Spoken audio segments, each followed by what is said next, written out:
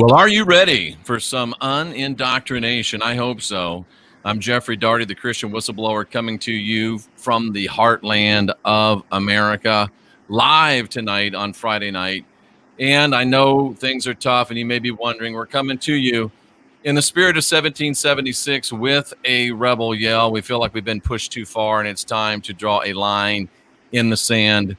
That's what we're doing. My guest tonight knows all about that, really too well about that. We're very happy to have with us tonight Christopher Fulton. He is the author of the great book that I have read. It's called The Inheritance, The Poison Fruit of JFK's Assassination. Christopher was born in 1965 in Northern Virginia, just outside D.C. His family has a rich military history, a Revolutionary War, folks who fought in the Civil War.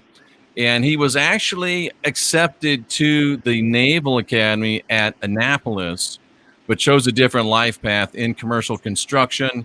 He went to the top of high-rise construction in Vancouver, British Columbia.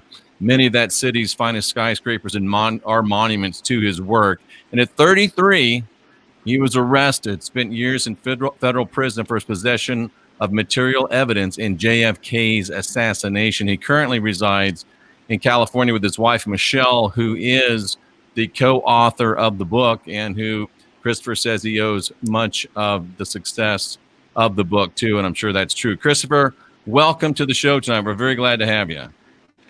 Well, I'm glad to be here, Jeffrey. Thanks. Thank you very much for having me on. And I'm very impressed after reading your book, very impressed by Michelle's involvement. It's a testament to her professionalism and to her dedication and trust for you, because there's a big part of the story is, if I'm reading it correctly, a prior love in your life. So that had to be a little difficult for her. But again, it's a testament to her professionalism and her commitment and trust for you.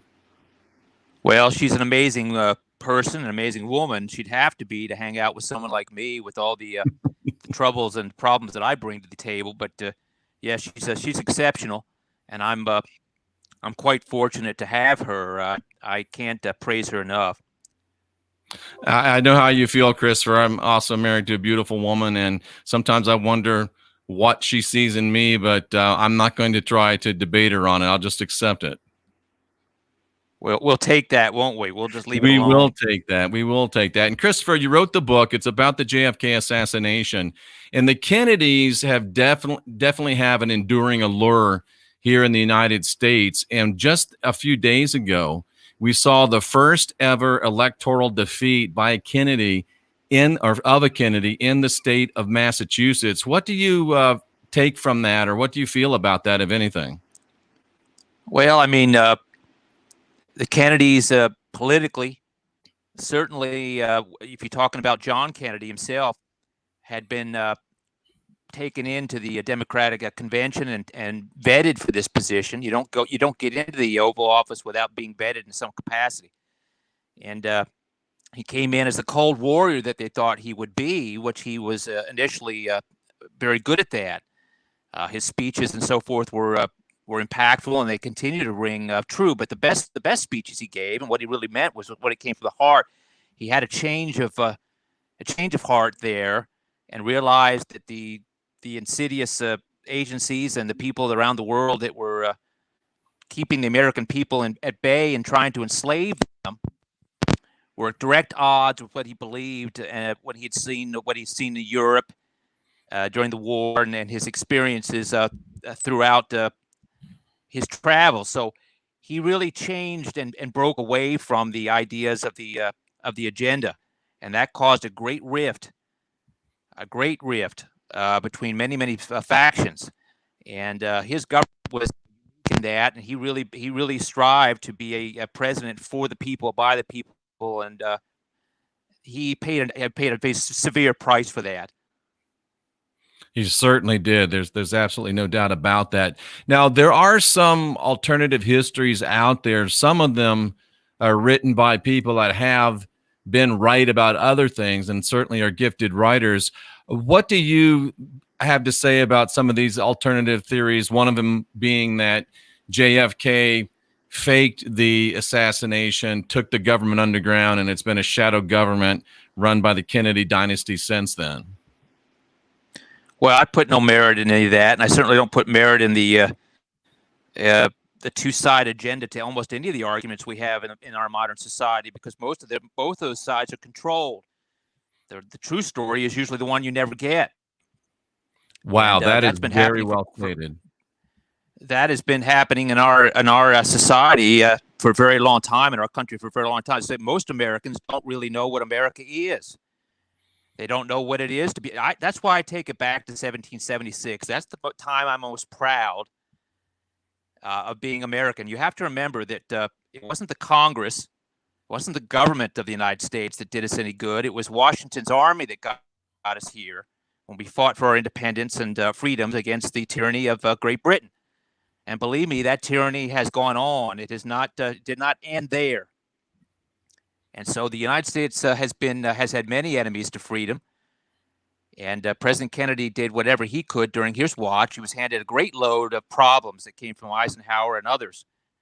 And he was, being an intelligence officer, understood some of this, but he was learning. His learning curve was catching up quickly. He'd been betrayed. He'd been lied to. They promised him many things, made him look like a fool. And he almost capitulated to that and almost collapsed and wanted to resign.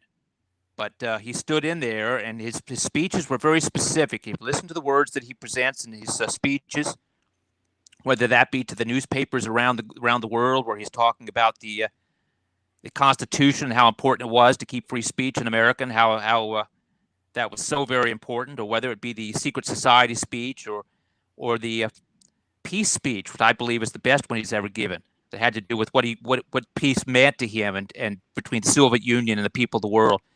This sent shockwaves and shivers through the establishment, to the point where he actually was declared a national security problem, both he and Robert Kennedy. And they dealt with a lot of problems, but they were constantly being betrayed, and they were surrounded by enemies. They felt that they had to bring in these Eisenhower people and as part of the administration, but believe me, these people did them no good at all. I think you're exactly right about that. And I've heard it said by some very credible people. They have speculated that JFK was our last true president, and the closest thing we've had to a true president since JFK is the man now in the Oval Office, of course, Donald J. Trump. How does that strike you? I would say that's fairly close to accurate, because President Kennedy was the last true American president that had the power to make change and things happen. And certainly was in opposition of the agenda and the CIA. And since his assassination, we have not had a president take that position. If you look at Donald Trump, I don't care about what you want to talk about, his personality. I don't give a damn. The fact of the matter is that, it's not always the most popular person, the likable person gets the job done. But he's certainly one of the most attacked human beings in history. If that doesn't tell you something for common sense, I don't know what else will. That is so well stated. I agree with you 100%. And I have to tell you, Christopher, there's been several comments in the chat room. I'm certain it's not the first time that you've heard it, but many people say that your voice reminds them very much of President Kennedy, and some of them are waxing nostalgic just listening to you. Well, I've never heard that before. I've heard it a few times now, but that's fine. That's complimentary, but those are not the issues that I want to discuss. We have a lot of concerns in this country and in the world, and I think we need to be adults about this and stop being a tabloid society, and falling for every damn false news cast that comes down the pike. We have to start taking the control back to ourselves and not look to the government. Ronald Reagan had a great quote, and I take it to heart. It's lighthearted. He said the most dangerous thing he ever heard was a quote that said, "I'm from the U.S. government. I'm here." And I'm here to help. You broke up a little bit. Yeah.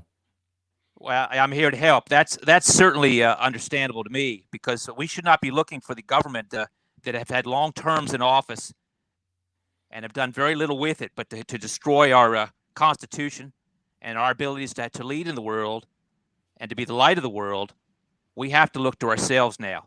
This is where we the people is where this all begins and where it's all going to end.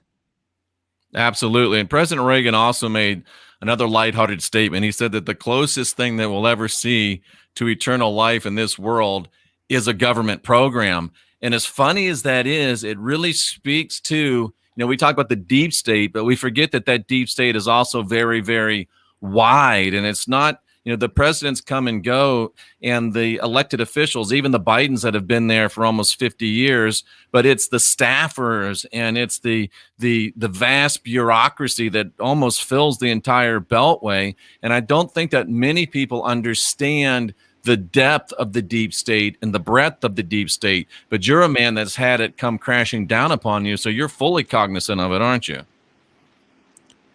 Well, I'm very lucky to have survived it.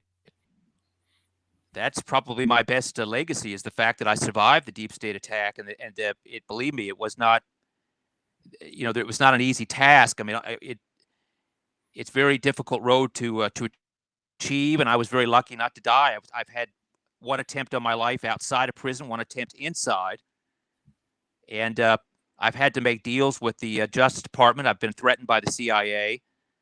And this is within the court system, within the Fourth Circuit.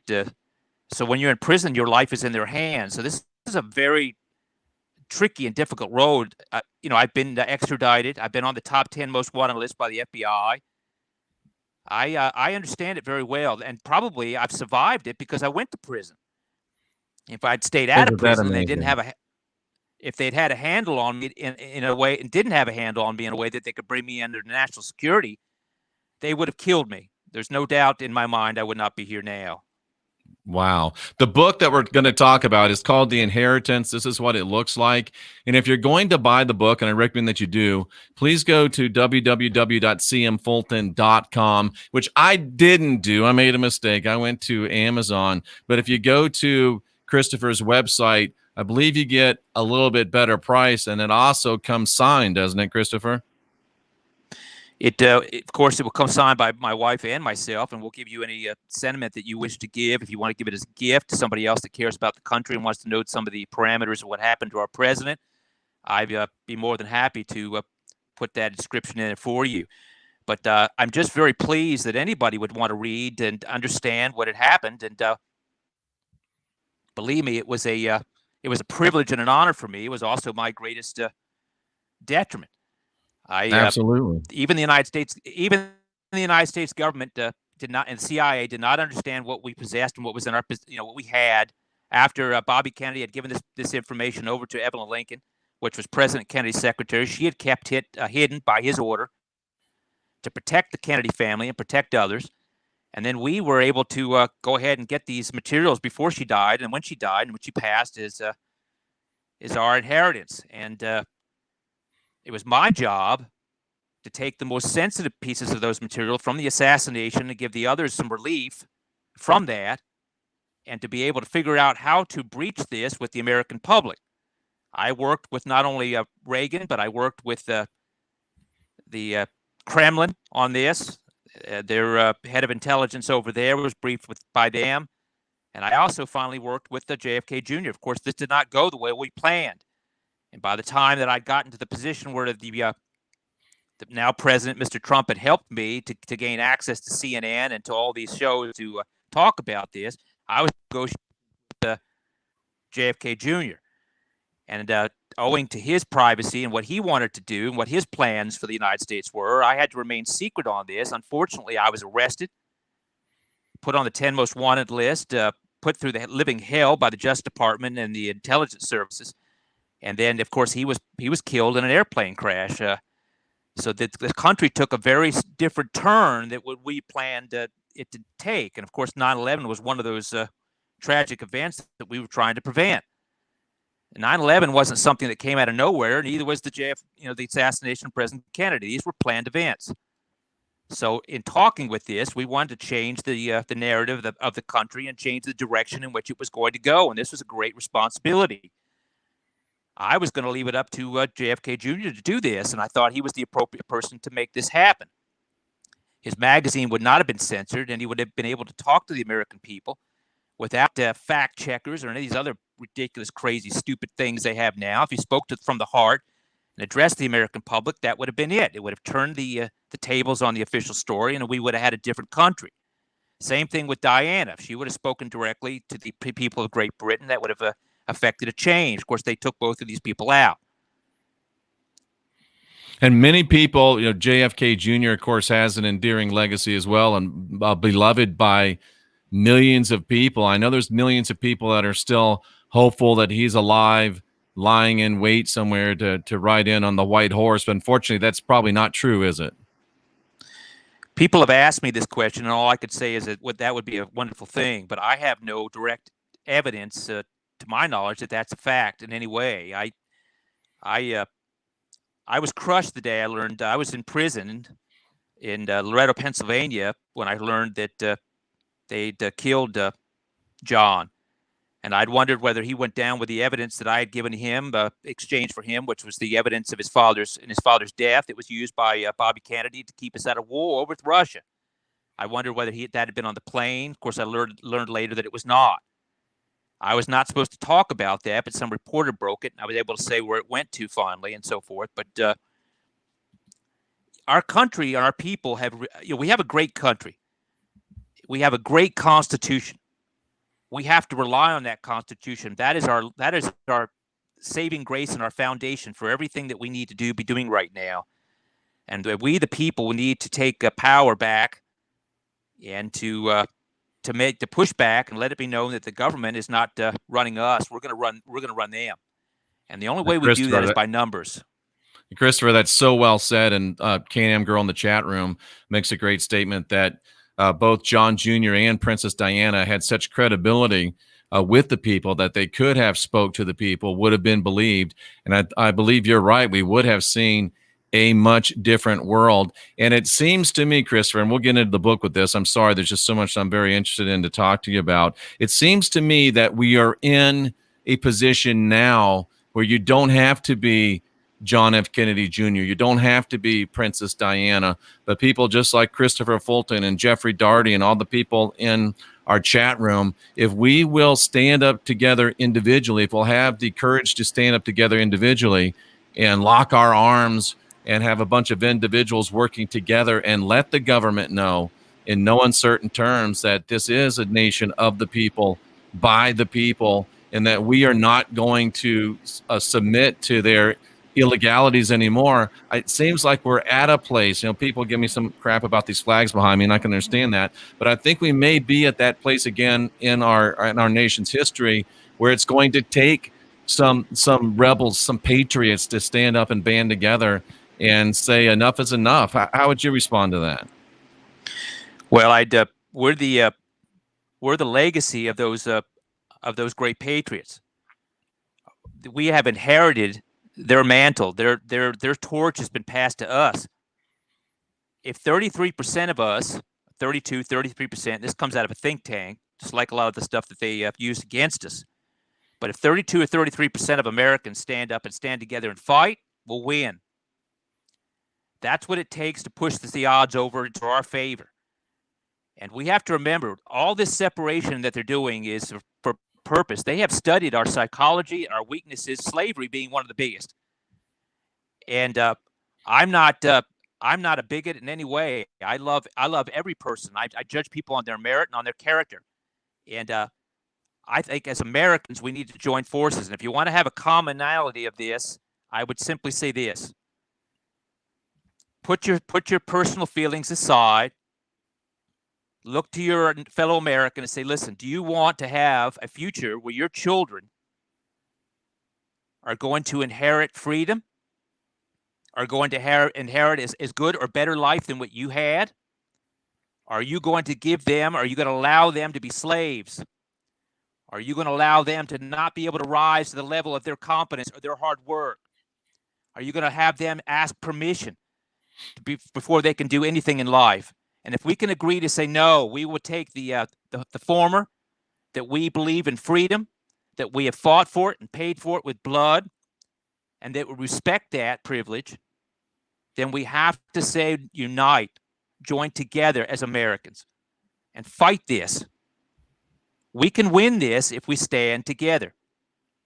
And I like to say this. You have the flag behind you, and I'm not going to comment on that specific, but I will say this. Most people think of the Civil War as an idea of slavery, and of course that was a main issue. But there's a lot more to that time period than just slavery. The Great Britain would not wanted to take back the United States,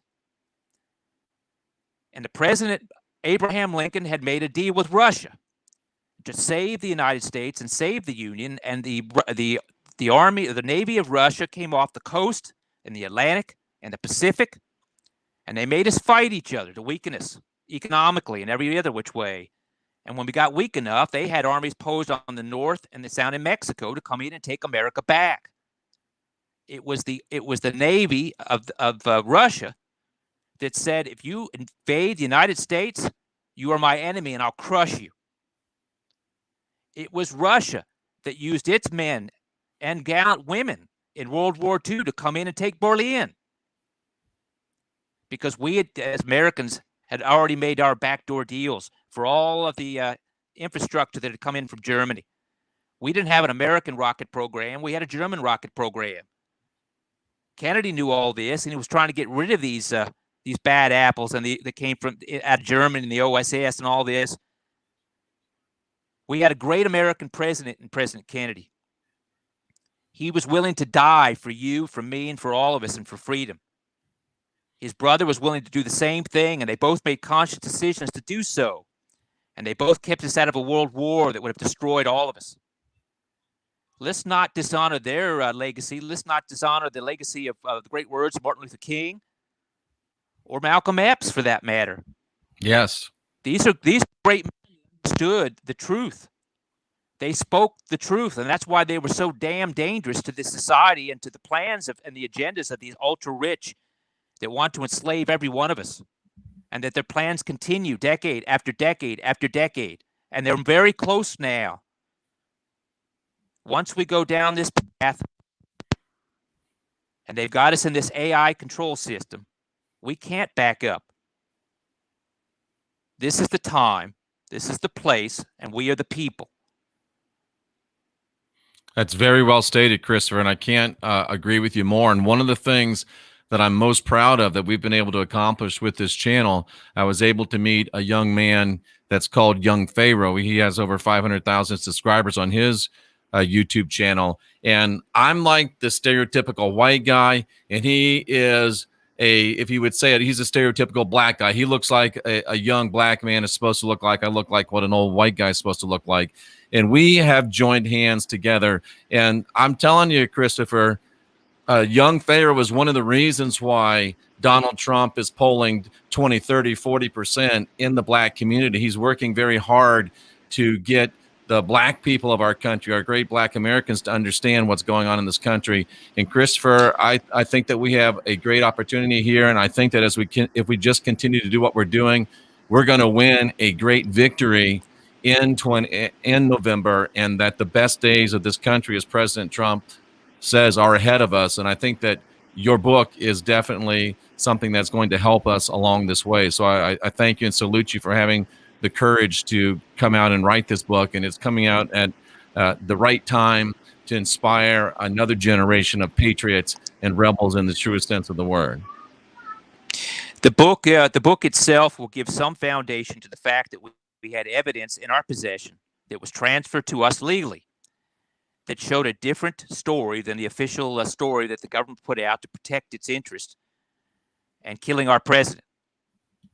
We had the second autopsy that was Bobby Kennedy's personal copy that showed a different story than the official version, that showed a frangile round president. This was written on the autopsy itself and signed over by Dr. Berkeley to Bobby Kennedy. The watch itself that I had possession of that he wore the day he was assassinated and was used by Bobby Kennedy as evidence. This watch under the House Select Committee on Assassinations was still classified and wasn't even available to the House Select Committee to evaluate, because they don't want this evidence in front of the American people. They don't want this evidence out so anybody can see the truth. it was my job to make sure that the American people got this information the first time, and I failed. And I went to prison, and I was declared a national security problem, and the FBI confiscated these materials for national security. And people that I was working with died. I had family members die. But I'm people. And so it's my obligation to honor those people that have fallen for all of us, for to keep our freedoms, that we've tried are desperately to keep things like 9/11 from happening, or this agenda that we're having now, this great COVID-19 reset from happening. And I want to say to everyone who's listening, I did my best, and I apologize, and I'm sorry, but I'm here now, and I'm working very hard.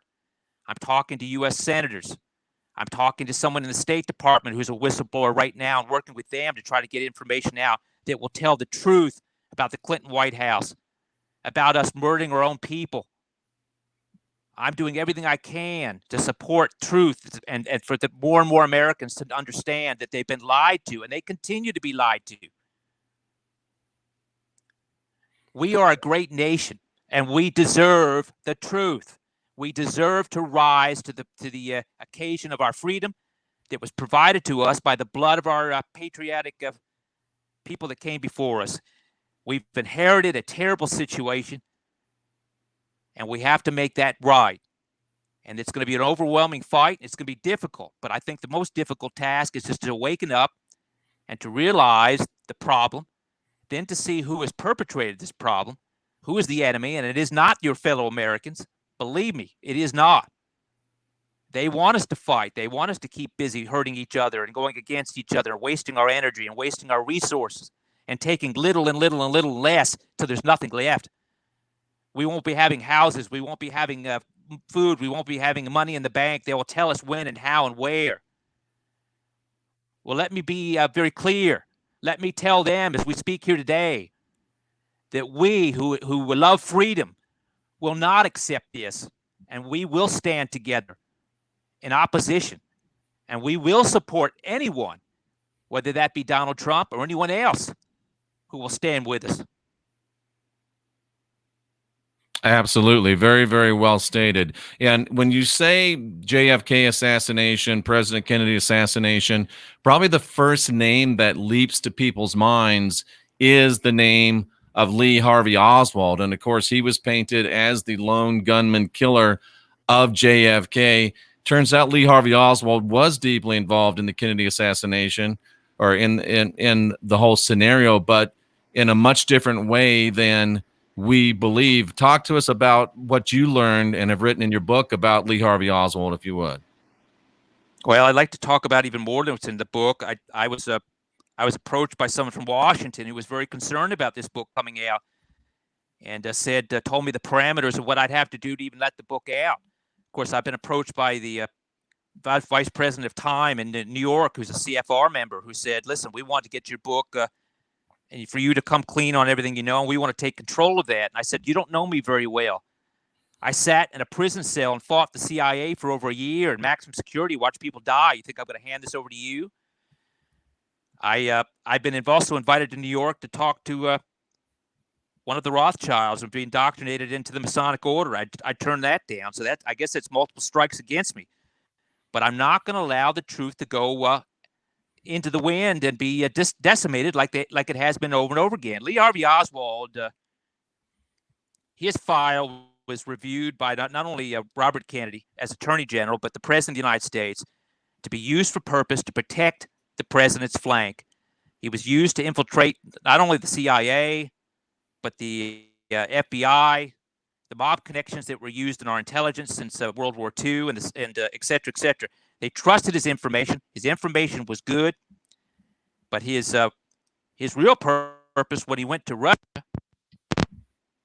was to ferret out a mole within the CIA. The contact that they had over there, it was supposed to be where they were going to check Oswald out in the Central Intelligence Agency, and they'd find the mole there and be able to break that down. That's the reason they sent him over there to begin with, and then giving them some false intel. But he was a brave son of a bitch, this ballsy Marine. I like Marines because they're brave. My lawyer was a Marine. They killed him. But they killed him, and it was my fault, maybe partially my fault. I'd given him some information that he was holding for me, and of course he perished. And I feel responsible for that. But the fact of the matter is, his information was good. His file was reviewed by both the Kennedy brothers. His information was coming back to Justice Department. He had a number that was recognized by Bobby Kennedy, and his purpose was to infiltrate and to provide information back that would protect the President of the United States. And what a terrible slap in the face for a brave young Marine to be branded forever as the killer of a great president. It's just it makes you sick. It makes you angry, doesn't it? Well, it's one of the course corrections that we have to take and owe up to our mistakes, not to bury them, and to say we were wrong, and our positions were wrong, and our choices were wrong. But you can't keep burying the mistakes and fixing and trying to work this broken machine. It's not working. Our system of government was set up for a specific purpose. It's been infiltrated and blackmailed to the point that it does not function anymore. You know, you have the government that's supposed to be responsible for keeping its secrets and its national security. It can't even do that. So now it's contracted out through the CIA to private contractors. It's going out of the country. And they think they're doing a great job by keeping that information safe and our country safe, but they can't even do that because now this opposite side of the coin, it's being used to blackmail anybody within the United States government that gets in the way. That's our tragic. Government situation. It doesn't function any longer. And if anybody wants to function in a way to help the people of the United States, they're putting not only their lives, but their family lives in jeopardy. They're facing jail time or worse. This is why I say that we've got to take power back, and we've got to revise our government back to the initial way that it was intended to function. The Constitution, the greatest contract that in my opinion, ever written, is made for people that are honorable, that have a foundation and are honorable people, moral people. It does not work when people sign a contract that are immoral and don't care. Money has been utilized as a great purpose to buy whatever you need, whatever you want, and money and power buys everything. Well, it's destroyed this country. And it's got to stop. It absolutely has. Christopher, can you tell us about, in your book, you write about the watch that saved us from nuclear war? The watch itself was not supposed to be there in Dallas that day. They didn't account for it, and they didn't know about it. It was in the purse of Jackie Kennedy. And any item that President Kennedy had on his person, his personal items were all removed by the order of Lyndon Johnson's Secret Service. They removed all his personal items. And there were two reasons for this. One, the first reason that's more obvious is the fact that they didn't want to deflect a bullet or anything that could hit him. They didn't want anything to stop a bullet. And certainly they didn't want him going back to D.C. as a wounded president. They wanted to make sure he did not leave Dallas. So as part of his participation, Lyndon Johnson's Secret Service removed anything that President Kennedy had, his St. Christopher medal, the medal of the St. Christopher that he wore in his breast pocket and his wallet, etc., his cufflinks, etc., his watch. And then they, as he was running late that day, Jackie Kennedy had a wristwatch, a Cartier, that was that she had given him on his anniversary, that was given back to him so he could keep time that day. He was running late, and it was given to him aboard Air Force One coming into Love Field. So they didn't account for this. And when President Kennedy was hit by this frangible round, the watch was about 5 inches from that explosion to his head. Now that explosion was dramatic. They have altered that in the Zapruder film. When you see the Zapruder film, you broke up. Would you repeat again what type of projectile the president was hit with? You broke up, and that's the second time you broke up saying those same exact words. It's a frangible explosive military round. Thank you, sir. The round was so explosive and so I don't know what it's just a. I don't know how to use the words, but if you look at the Zapruder film and you see Jackie Kennedy's mouth gaping, That is not from the reaction to the wound. That gaping mouth she has is her mouth is actually moved, and the grass is actually blown at the limousine from the wave that came from that explosion. So there was literally a shock wave from that round. There was a shock wave that exploded out. It hit the watch. There was a piece of frangible round that went across the back, scratched it. I did not talk about that in the book. It gave direction of what the round came from. Wow. The shock wave shattered 4 different types of fractures to the crystal itself, bent the watch hand inside the watch crystal, and gave munition residue on the watch itself, which was used by Bobby Kennedy to determine that it was military round. Now, that watch was kept back from the FBI. It was kept back from Lyndon Johnson because it was a personal possession of the president. They were able to exclude it from the deed of gift.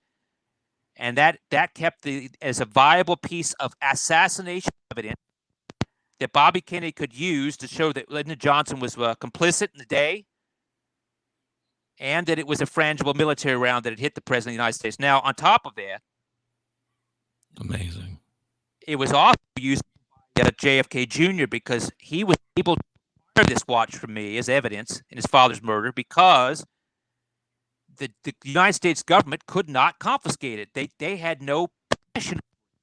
When Bobby Kennedy had signed the agreement with the GSA, he said, you have all of the clothing and everything in the assassination that you currently have in your possession.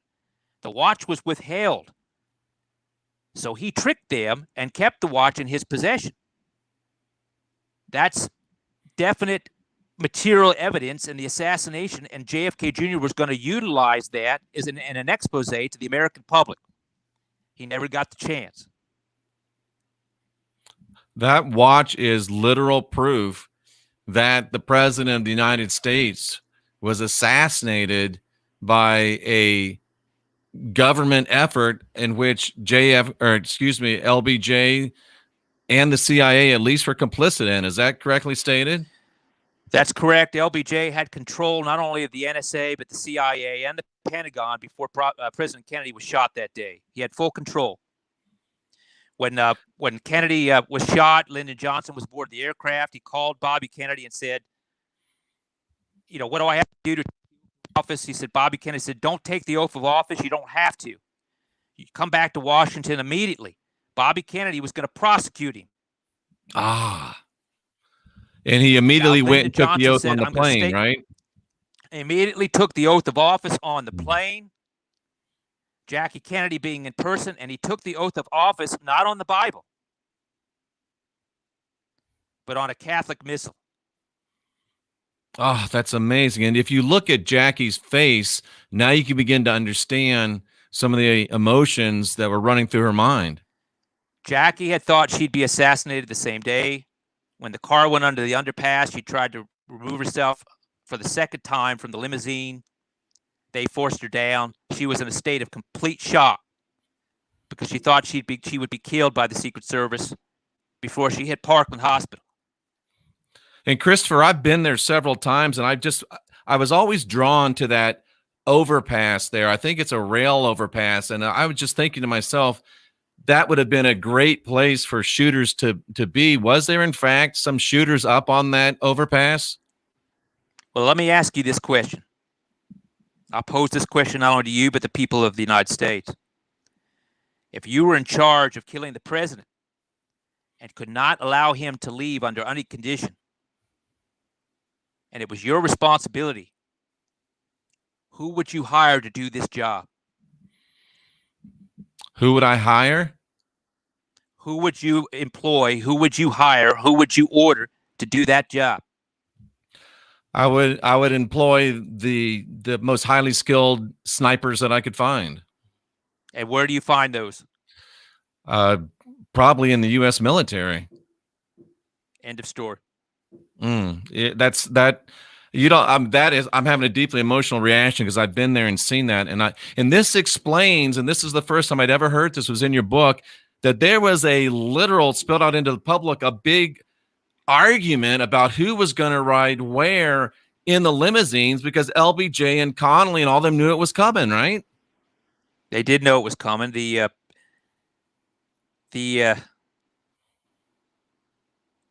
Every member of that team that was there that day, there was a lot of people invited. The Cubans were invited. The mob guys were invited. Everybody was there. But the members of the team, or each one of them was given Secret Service credentials. Mm. Each one had a Secret Service credential for the day. Those don't get handed out to the mob boys or anybody else. Right.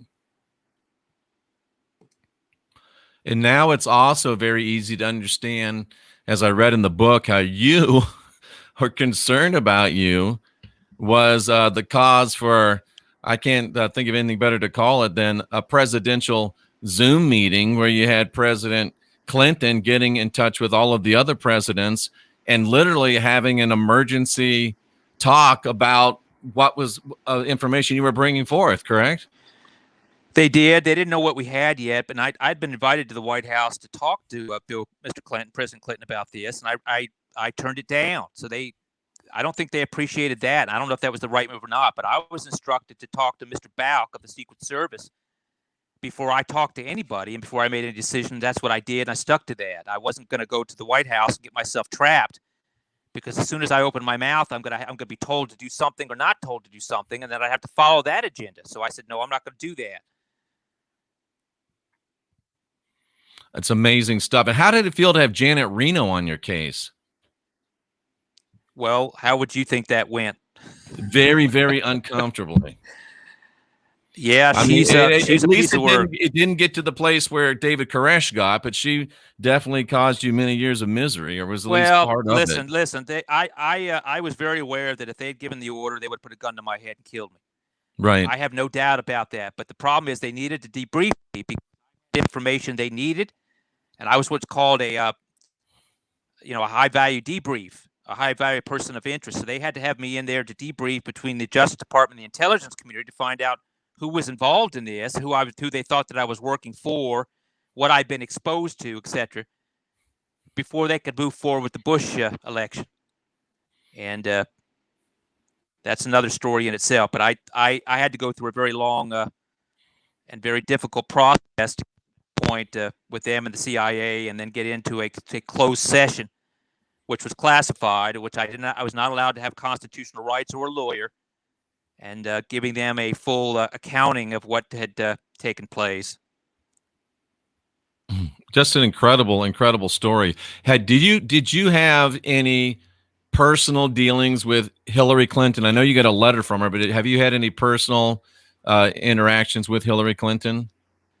I've never met her in person. She wrote to me in prison, which I had offered them an agreement. Right, I remember reading it. The Clintons, I offered them. I said, "Listen, I wrote to the Attorney General and to them, and I said, "Listen, I will notarize this, swear this out, that I will give you all the information in my possession if you promise to turn it over to the American public. My name not be mentioned." And they wrote back and said they declined that offer. They would not do that. Amazing stuff. Talk to us a little bit about your interactions with Oliver Stone, if you would or can. I think Oliver is a patriotic individual that's controlled in some way. Really, that's amazing, Christopher. Yeah, no, he's a good. I think he's a good person, but he's. There was a gentleman on the set on the making of JFK, and he turned out, the guy that was controlling this movie, he turned out to be a Mahdi, gone back to Israel. But no, that's amazing. Anybody that has influence in the United States, anybody who has influence in the world, has to be controlled to some extent. You either have to toe the line, which you could call it in the communist system the party line. Right. But in the United States, it's the line that is the agenda line, which is the great money, great wealth, the Rockefellers, the Rothschilds. These are the people that have combined interest in 2012. These are the think tanks that have been our nemesis for years. And of course, when you have a state of emergency that we are living in now, that was issued on March 13th of this year by the president, was forced to do that. that state of emergency puts all the power over to, well, a great deal of power into the CDC, WHO, etc. These are the think tank people, the UN. These are the people that want to control and take this country. They want to take the world. And we need to keep the power within the people of the United States and then the government that's there to represent us. Nothing more, nothing less than that. Anytime you have these great think tanks and these agendas that are taking place, and we're all treated as a big number, so that they have control, they have power, they have ordinance for you.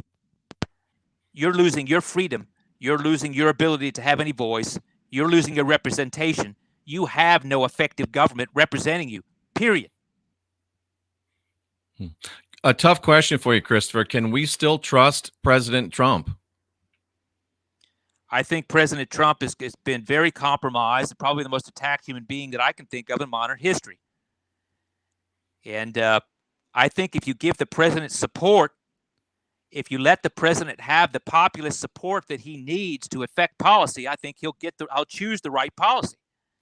But without that, the man is working on a very thin string, not only to protect his own family and himself, but trying to do the right thing for the American public. This is a very difficult thing to do. I mean, you've got the opposition is more overwhelming in this period of time of history than it's ever been in the history of the world. Yes. For the first time, we have the ability to enslave every man, woman, and child on the planet. Our technology is being used against us, not for us. If we don't wake up to this idea, it will enslave us. And no matter what the intention of President Trump, if he does not have the populist support, push back on this from the people of the United States, he will be forced farther and farther into the agenda of the main line that's been in effect for decades and decades before he ever came into the Oval Office.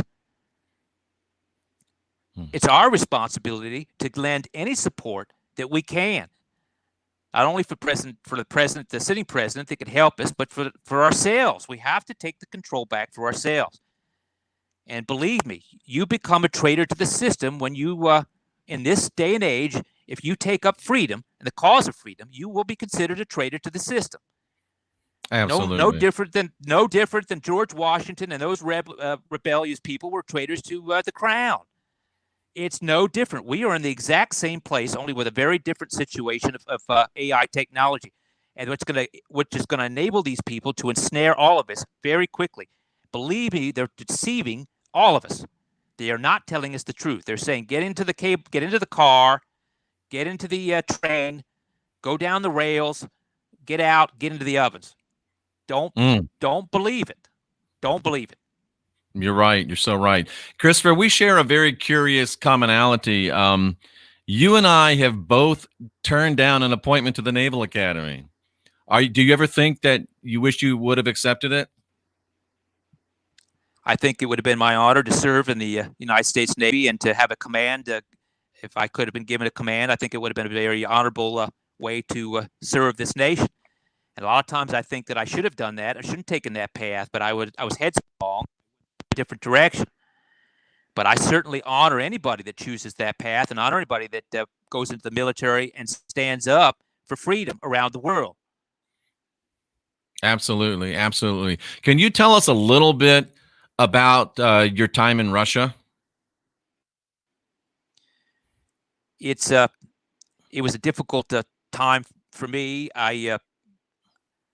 As being somebody who's very patriotic, but at the same time, I was trying to do what I thought was right, and it could be considered many things. If you look at somebody like Snowden, if you look at Mr. Snowden as a patriot, and I certainly do, then you can take into account the fact that I was over there trying to do the right thing in having the government of Russia offer their support in telling the truth, and not only the incident with President Kennedy, but in World War II and the Gulf of Tonkin and even 9/11, which they have videoed or they have the footage of from space. They wish to tell the truth to the world. And this is one of the reasons why the deep state is so hell-bent on convincing us that Russia is bad, bad, bad, right? We have to have the bad guy, and Russia's number one. But I tell you, the powers that be want Russia and us to destroy each other. They have wanted that for decades. Because if we destroy each other, then the Great Britain wins, or the banking system through Great Britain wins, and China is already enslaved. They're already there. They're the great foreground for all this. And they have experimented there, and they've refined this. And this is what they want for the United States. They want us to capitulate under an idea that China has already there, or destroy us. Personally, I don't want to be China, and I don't want to be under the foot of destruction. We're the greatest nation that's ever existed in the history of the world. And I don't think we should go quietly into the night, and I don't think we should give it up. I agree with you 100% on that. I agree with you 100%. So basically what your book states, and I think proves beyond a reasonable doubt, is that our great president, John F. Kennedy, the people's president, actually drove into an ambush that day in Dallas. His brother found out about it. His brother was armed with some of this evidence that you've talked about. And his brother went in and had a very intense meeting with then President Johnson, and they brokered an agreement. Can you talk to us a little bit about that? Well, part of the agreement was that he was going to put aside the evidence he collected and let it lay.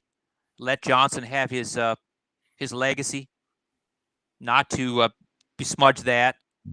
And that he would have the ability was to take incredibly vain and had just a tremendous ego. So that was very well played. Wouldn't you agree? I would say that's understated. Thank you, sir. But the one thing you have to understand about LBJ, he was a dangerous individual. I mean, even his close friends would make commentary like, well, I have this on Lyndon just in case. Let him know because I don't want him to kill me. Yeah. Lyndon Johnson had somewhat agreed, although I bet a lie, to Robert Kennedy, that if he put aside this information and put it back into Arlington National Cemetery, he'd have a chance to make it to the White House. He was lying. But he certainly didn't want Bobby Kennedy to get into that White House because he knew he had control over Nixon. The CIA had control over Nixon. And Nixon was toying with breaking some of this information, wasn't he?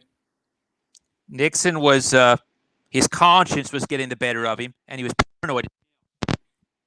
You know, it's interesting you mentioned that, Christopher, because I have, go ahead. I say that I'm a friend, not a close friend, but I spent a lot of time talking with Patrick J. Buchanan, who was a confidant of President Nixon. And Pat many times would talk about, not in specific terms, but he would talk about the fact, and he used those same terms that you're using, that President Nixon's conscience was bothering him, and he wanted to break some information. And Pat had even posited that was maybe one of the reasons that Mr. Nixon found himself in the midst of Watergate. Well, the burglars were blackmailing him. You know, they thought that this was going to, come apart on him.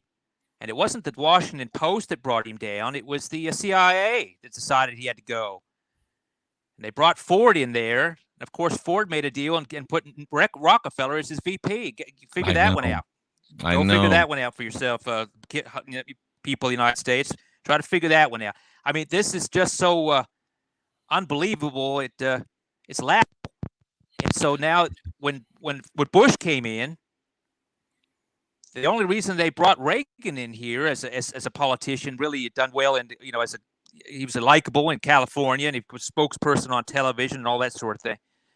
They brought him on board to get Bush in the White House because they couldn't get him elected to the school board. Literally. So now they shot the President Reagan so they could have Bush in there and the CIA agenda running across the board. They didn't have to worry about hiding the agenda anymore. It was in the White House. Was Reagan shot by one of those incendiary rounds that failed to go off? It was exploding rounds that failed to go off. Yeah. So he should have been dead. It was a a freak that he wasn't, correct? It was, and the Secret Service did their job. They took him immediately to the hospital rather than the White House where they were supposed to go. And the doctors were scared, is what I understood, to take that bullet out. But when they got the bullet out, he came very close to death. But after it was, Bush had already taken control. Wow. And he never relinquished it, did he? No. Christopher, were the doctors concerned that the round might still go off, or did they just think it was in a too precarious a position to remove it? I'm not sure. I don't want to speculate on that. I wasn't there, obviously, but I just know what the information was that was told to me. But I think it's absolutely awful how we have turned our great nation into this murder incorporated banana republic bullshit. It is. And Christopher, one of the most chilling lines in your book, you wrote that you felt like in some ways, if I remember correctly, you had fallen under the Kennedy curse. Well, the Kennedy curse is more or less nothing more than trying to have the effect to make great change, and to be real about it, and to be brave about it, and to stand there and accept the responsibility, which scares the hell out of all these other people in the agency and in the military. These guys, these General LeMay and all these other people, they operate in shadow. They bury their mistakes. President Kennedy was going to hold these people accountable. And even in time, we're still under the guise and threat of war. So he was going to say, listen, it's not about whether we're at war or not. You're going to be responsible to me. I'm the president of the United States. And of course, even after they lied to him, made him look like a fool, he took responsibility. As the head of the government, he took responsibility, even though he knew he'd been lied to and betrayed. Absolutely. And it's one thing, Christopher, a lot of us say, you've got to put it on the line. You've got to be willing to go to the wall. But you're a man that has spent years in jail for your conviction. You're a man that has been tortured for your conviction. You're a man that has had a tremendous lifestyle taken from you. You're a man that didn't even know when you fell asleep at night whether you were going to be alive to see the sunrise. So these are more than just words to you. And I know that you don't want to hear this, but we salute you for being a man not only with words, but a man that has the courage of his convictions. And I think that you deserve a public recognition for that.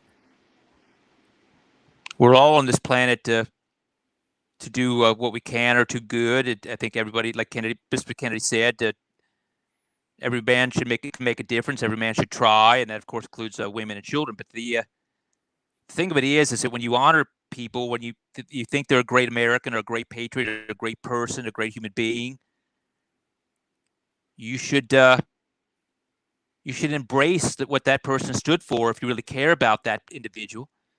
If they gave their life for you or laid it down, then you have to honor that. That's what Bobby Kennedy did for his brother.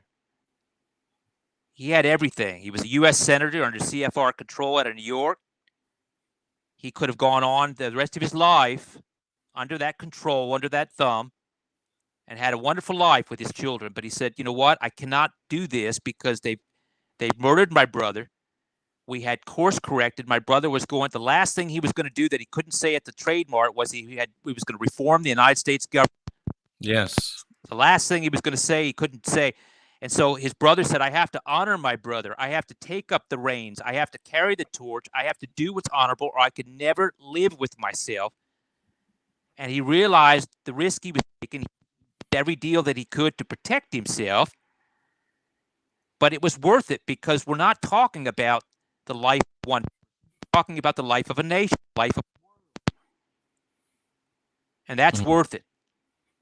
Christopher, how do you find, and I've never been in this situation, I hope I never will, but it's possible if we do stand and are called to service to our country in whatever way or shape or form it may be, how does a man stand up under the situation that you stood up? What got you through the torture? What got you through the jail time?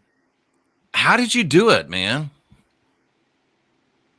Well, it's not like I had a lot of choice. Well, you could when have your back's capitulated. You could have given in. You could have, found a screw and cut your wrists. Well, there's a great saying that Red Fox had said to a friend of mine. He says, "Heroes are never made; they're cornered." That sounds like Red Fox, and it's so true, isn't it? And I believe that that's a pretty accurate description. When you're in that position, all you can do is to rely on your the love of your country, or the love of your wife, or the love of your children, or the love of whatever you can find. Love is a powerful tool, and you utilize that to get through. If you have to have anger to get through, that's fine too. But usually, love works better. That's a very humble statement to make, and and I can see that it is a very, very powerful tool as well. And from your book, I have a new respect for a character that I didn't have a lot of respect for prior to it, and that was President Truman. He took a very courageous stand and wrote an article that put himself in at somewhat of a risk, didn't he? Not only himself, but his his very life in some ways. Truman was a lot better president and a lot better person than Dwight D. Eisenhower. You can say that again. Credit. Eisenhower gets a lot of credit in our country and in our textbooks, but believe me, I've heard the recordings. Truman was a lot better person than Dwight D. Eisenhower. Christopher, it's so amazing that you say that, because I did a show just a few days ago where I had to say some very strong things about Dwight D. Eisenhower that I didn't really want to say. I'm friends with one of his granddaughters, but I just felt compelled to say it. And to hear you say those words and to see it confirmed by someone that knows, it's a real weight off my shoulders. So I appreciate you for doing your work. You helped me in doing my work. And please continue telling us about that Truman article. Well, it's not something that I want to say, but the truth Right. is the truth. Right. And when you had Mr. Garrison down there, that suffered terribly for his conviction to truth, very intelligent man, FBI agent and judge, all this type of thing, and he resisted. They would offer him a federal judgeship, everything else, because I'm not going to accept that. It's not the truth, and it's not what I owe to the American public. You take an oath of office you take an oath to the Constitution, take it seriously. An oath to do no harm as a medical physician. Why are you following this agenda that's going to harm millions of Americans and millions of people around the world? Now you sound like my wife, Christopher, and you're exactly right. Now, Mr. Eisenhower had realized that he had made many mistakes. I know somebody was in the Oval Office with him. I've talked to them, and the CIA had gotten him to do this great build-up against the Soviets and so forth, and he played along very well. But he handed this off, this big mess of Vietnam and a lot of other messes, off to this young president that was coming in, told the president, said, listen, World War III is looming. Don't give it to him. And he let this young president take the weight upon his shoulders that had no firsthand experience of this with the agency. And Eisenhower had made a secret agreement with the agency, which he did not share with President Kennedy, that enabled the agency and anyone that works for them to have no prosecution and to not tell the truth to Congress, to the Senate, or even to the President of the United States. This is part of what got the president killed. And then you've got Eisenhower after the assassination, who sits there with a straight face and says, well, the American people won't be hoodwinked on this. They'll figure it out, and goes play golf. Christopher, I wish we could have had, instead of President Eisenhower, and I know this is an odd statement, I wish we could have had President George Patton. God almighty, what a country this would have been if we'd had Patton as president. Oh, my God. I think we'd have an entirely different world. We would. Christopher, how involved, and these are my last questions, I don't want to take much of your time, how involved was the Fed, if at all, in the assassination? How involved was the mafia? The mob has always been, well, they've been used tremendously during the war. They had to be utilized during the war to help efforts there. And then, of course, they never really got out. And ROSS guys became kind of blackmailed their way into the CIA around the globe. And of course, we had to have that infrastructure to be the the superpower that we'd become after we showed off our nuke capability. Right. But there were orders given for President Kennedy's assassination at the highest level. And I'm not talking Lyndon Johnson. Really above Lyndon Johnson. Yes. Amazing. Christopher, we've been talking for over an hour. It's a fascinating story. We could certainly talk another 4 or 5 hours and still be scratching the surface. But from a man who knows, from a man who's been there and a man who's done that, speaking of you, what can we do, the people that are watching this tonight, the people that will watch, what can we individually and collectively do to stop this runaway state? It seems like they're in their last throes. It seems like they know that we're on their tail. They're desperate. They're pulling out all the stops. What can we do to take our great country back? And more than just a slogan, but what can we do to make America great again and keep America great? When the feds come after you for an agenda or anything else, they come in force against one individual, and then you have your family and you capitulate quickly. I don't care how brave you are, you think you're going to do something about it, you're not. The way to protect yourself in this endeavor is to have a community that stands together, that's armed, that has the ability to say, listen, we don't want any problem, but we're going to stand on the Constitution and the rights given to us. We're not going to capitulate to this. If you have attorneys that are in your family, you have constitutional lawyers that aren't allowed in federal court, by the way.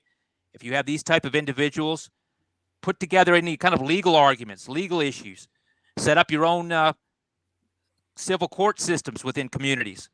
Let that be the judge and jury. You're going to have to take reimpose your own governments, your own institutions of law to take back your country. You can't stand on being a vigilante.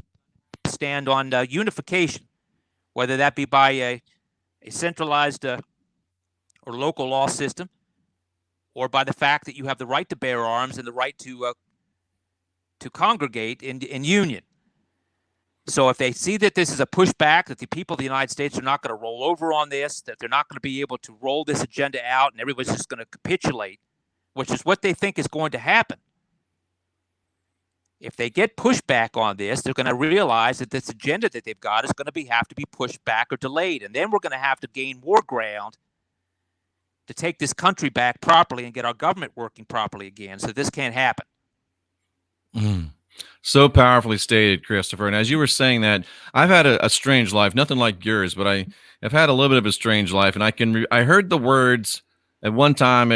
I had worked briefly with Jimmy Swaggart, of all people. And I remember him saying to me, he said to me, Jeff, the lion is the king of the jungle.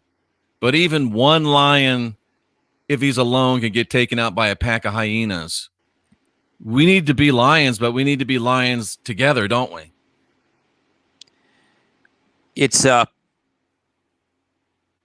very important that we have an understanding, a clear understanding at this time in our nation, at this time of history.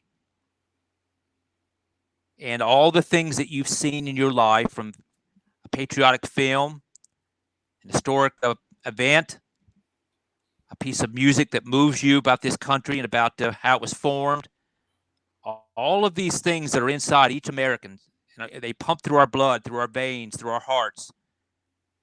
Now's the time that is our time. It's our call. That torch has been passed to us. This isn't a task to be taken lightly. It's to be taken to heart. It's to be done maturely, but firmly. Cover the ground that you stand on. You own the ground you stand on. You're on this earth for purpose. Don't let somebody tell you that you aren't. As soon as you give that up, or you give your body or your integrity up to something else, you're finished. We are nothing without freedom. It is the most important thing we have and the most important thing we can pass to the generations that come after. For us to let that slip away, for us to be fooled that everything is going to be fine and be complacent in this agenda, we have lost everything we fought for, everything we own. something that we appreciate and respect. Don't let that be this generation. And Christopher, didn't you say that it only takes about 3 in 10 of us to decide to do something and we'll be effective? According to the studies that they use against think tanks that they use against us, if 32% of us stand up, we'll win. Christopher Fulton, your book is amazing. It's called The Inheritance. It's scrolling on the bottom of the screen. That's a place you can buy it. If you don't have $20 to buy it, go borrow the $20 and buy it.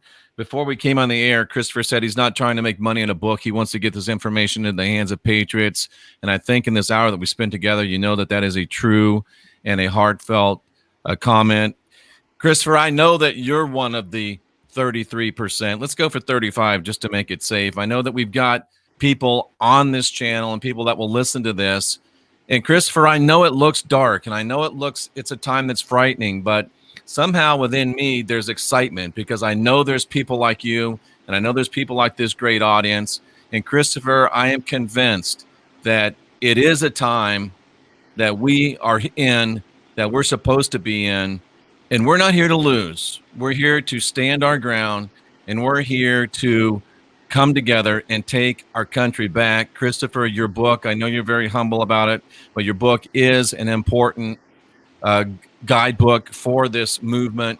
We appreciate you for being brave. We appreciate you going on with Paladin and the White Hats. We appreciate you coming on this channel. You're welcome anytime back. We appreciate you so very much. Do you have any closing words to leave with us, or do we just have to take all the profundity that you've already shared with us in an hour and 11 minutes? Well, first of all, Jeffrey, thank you for those kind words. I appreciate that more than and they're heartfelt. I really do. I really do. And the other thing is that within our blood, like I said, it really, we have inherited these genetics. We are the people that have won the day, and we certainly can win the day again. Don't think that you can't. Don't let anybody tell you you can't. We are the greatest nation that's ever existed on the planet, and we can take back our freedom. And I will stand with any man, any woman, any child that will fight for freedom. The book is The Inheritance. The author is Christopher Fulton. He's a true American hero, and the blood of two American heroes runs in our veins. We're the last generation of real humans. Let us stand together. For Christopher Fulton, for the lovely Cynthia, for Tracy and our great moderators, I salute you all for being here, standing for truth, and I look forward to standing for you and helping keep this country great and taking back our heritage. God bless our country. God bless us. And let us all answer this call in this day. Christopher, thank you so much. It's been our pleasure and honor to have you. Thank you, sir.